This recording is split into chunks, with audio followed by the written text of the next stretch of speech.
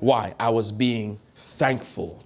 Because there are two ways to show people how thankful you are. You can do it by saying it and do what? Showing it. I was showing her how thankful I am. That's number 2 example.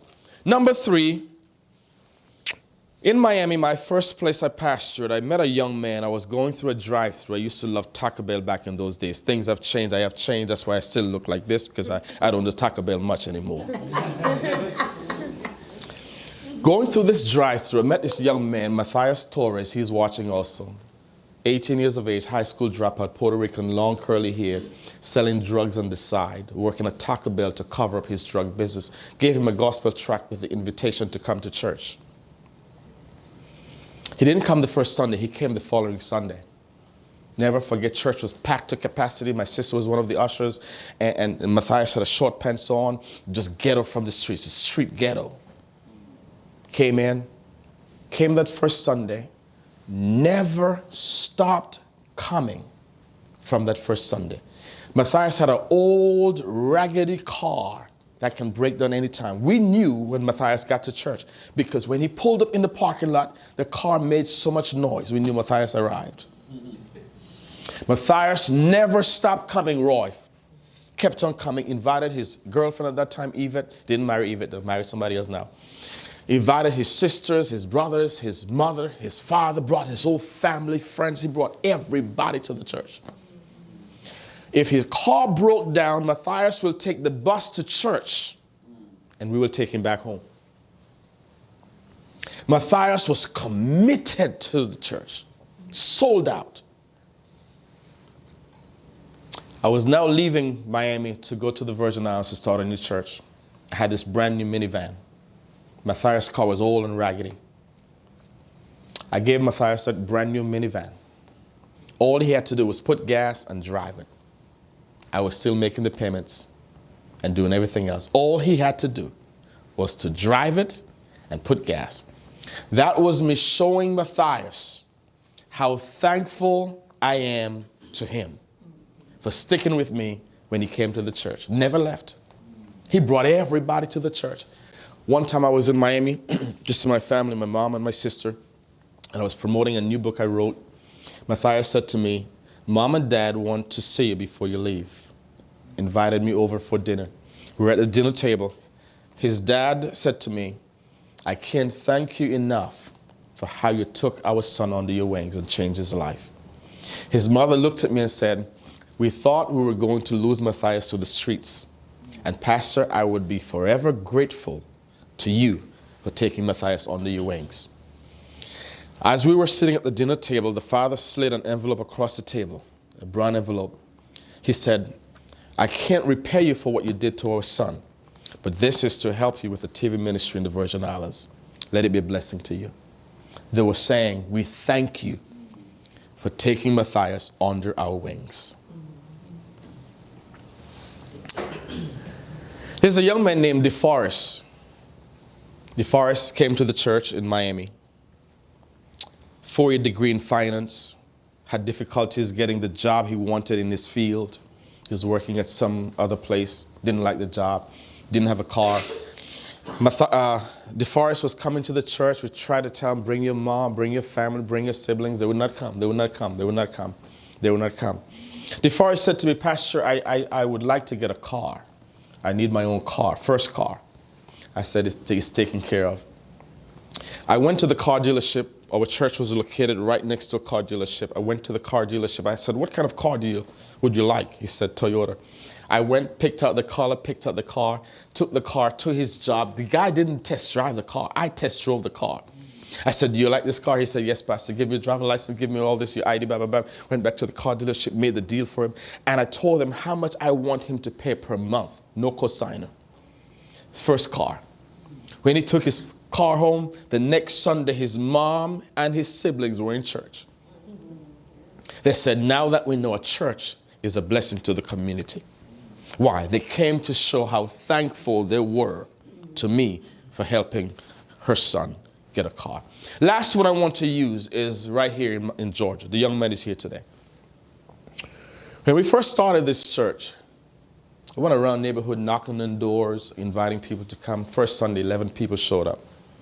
Out of those 11 people, we have a lot of our members who are not back yet because of COVID. Out of all those people, 11 people that Sunday, one person stayed out of that bunch. One.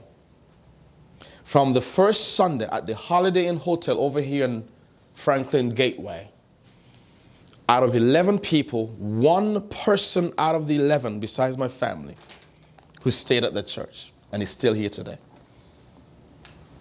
Jeffrey Turner. Stand up, Jeffrey. Come, Jeffrey. I want Jeffrey to come. I want Jeffrey to come.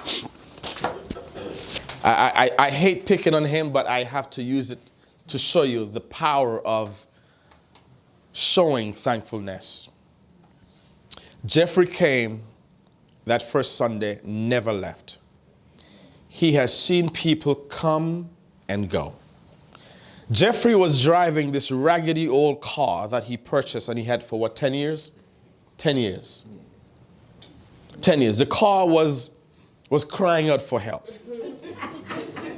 I used to feel sorry for Jeffrey at times. And one day I said to Jeffrey, I'm going to bless you with a car. 2 years passed by, no car. Maybe another year, no car. Jeffrey never reminded me about the commitment I made to him. He does all my typing. Every book that I wrote, I handwrite my stuff, gave it to him, he'll type it. He doesn't do it for free, I pay him. I said, owe you some money, by the way, too. And he would type it. Every time I would take this stuff to him, he never said, you just bringing me more stuff. You haven't bought the car yet. Never, never. Yes, pastor. No, pastor. Always respectful. Meet me at the leasing office. Give him the stuff. He's on time waiting for me. 2 years ago, 2 years ago, I said to Jeffrey, meet me at CarMax. Bought him a car. The car he was driving, the insurance was, what, $90 a month? 99? Something like that. So he's a smart dude. He already worked out now he's getting an upgrade car. The insurance is going to be more. So he said to me while we were at CarMax, you know, the insurance is going to be $66 more. I said, don't worry about it. I got it. I got it. Every month I would Cash App this guy $70 because I put him in more expense for car insurance. So I would Cash App him $70 every month for 2 years now. Have I missed a month yet? No. All right, thank you. Why? Because I'm showing him there are two ways to let people know that you're thankful, you appreciate them, by saying it and doing it. So I had to do it, and doing requires action.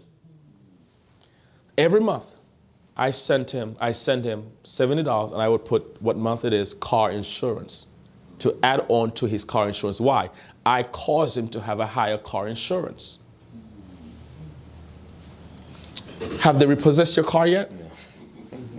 Do you have to hide it by your friend's house? He doesn't have to worry about a car payment. I pay his car payment every month for over 2 years. Why? Why? This guy has been a blessing to me and this church from day one. Thank you. Amen. Thank you. Amen. I'm showing him there are two ways. You see, you can run your mouth all you want. Sometimes you have to put your money where your mouth is.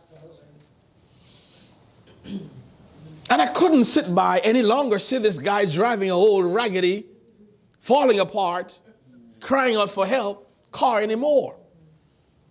And I blessed him with the car because this guy stood with this church from day one.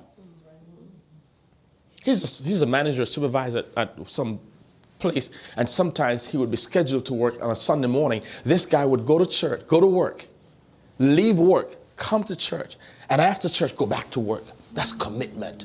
I gotta bless somebody like that. I know you're jealous, but I gotta bless the guy. I've gotta be nice to somebody.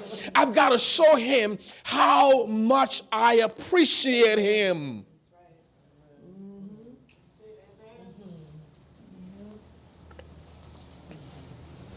Two ways to let people know you appreciate them. Saying it, doing it. Doing requires action. It may cost you. There's a price to be paid. But I'd rather pay the price and show people that I appreciate them, tell people I appreciate them, so I can maintain that friendship, make it stronger and better, and be happier in life. When you leave here today, as I said last week, be in a quest for wisdom, be in a quest to fix broken relationships and friendships over the years that you have broken, because somewhere along the line, you did not display a life of gratitude to those who have helped you and been a blessing to you. Fix it. Find ways to fix it. Find ways to repair it. Find ways to establish it again. Find ways to fix it. Find ways to rectify it. And I promise you, you'll be a happier person. You'll have a better life. And you'll be a stronger person when it comes to relationships and friendships. Let's all stand.